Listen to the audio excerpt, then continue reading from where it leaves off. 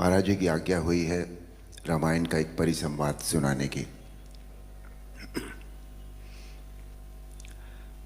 एक प्रसंग है जो हमारी रामायण थी उसमें कि रावण जब पहली बार भगवान राम के सामने युद्ध क्षेत्र में आते हैं तो उनका सामना सभी से होता है। पहले हनुमान से भी होता है, सुग्रीव से भी होता है, सभी लोगों से होता है, पर कोई भी रावण को कुछ कर नहीं सका था क्योंकि इतने वरदान थे उनके पास।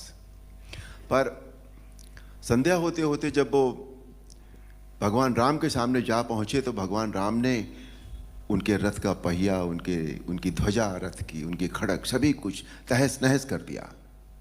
और एक पल ऐसा आया जब सदैव रथ पर चलने वाला रावण धरती पर खड़ा था और तब भगवान राम ने उनसे जो कहा वो प्रस्तुत है।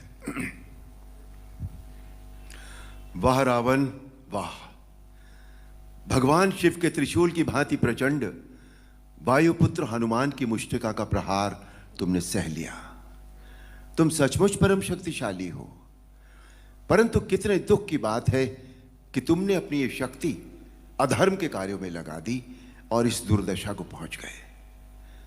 रावण, भक्त और ज्ञानी में अंतर होता है।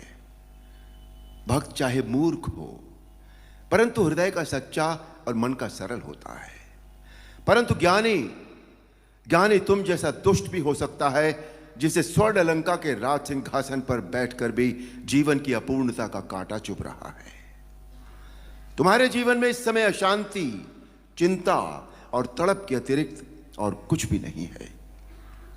तुम्हारे जैसे हर दुराचारी को एक समय इस बात का आभास हो जाता है कि उसका अंत समय निकट आ गया है और तब वो एक घायल सांप की भांति अपनी सुरक्षा की बिल ढूंढता फिरता है, लेकिन उसे कहीं सुरक्षा नहीं मिलती। वही अवस्था इस समय तुम्हारी है। तुम्हारे पाप कर्मों के विष के प्रभाव ने तुम्हारे मन की शांति को जला दिया है और तुम उस पाप के विषैले कांटे की चुभन को छुपाने के लिए ऊंची ऊंची आवाज में बड़ी बड़ी डींगे मार रहे हो जिन्हें तुम्हारा अपना मन भी सच नहीं मानता। रावण, इसी का नाम है दुर्दशा। रावण, युद्ध जीतने के लिए धर्म और आध्यात्मिक शक्ति की आवश्यकता होती है। पाश्विक बल और अस्त्र शस्त्रों की गिनती से युद्ध नहीं जीते जाते। तुमने एक समय लक्ष्मण से कहा था कि तुम्हारे यहां कोई नीति, न धर्म की नीति होती है न युद्ध की नीति होती है, परंतु हमारे यहां युद्ध का भी एक धर्म होता है। हम निहत्थे शस्त्रहीन शत्रु पर कभी वार नहीं करते। यह है रघुवंशियों की वीरता। तुम इस समय अपमानित अवस्था में, शस्त्रहीन अवस्था में केवल शत्रु की दया के कारण जीवित हो, इसी का नाम है दुर्दशा। अब जाओ, कल फिर शस्त्र लेकर आना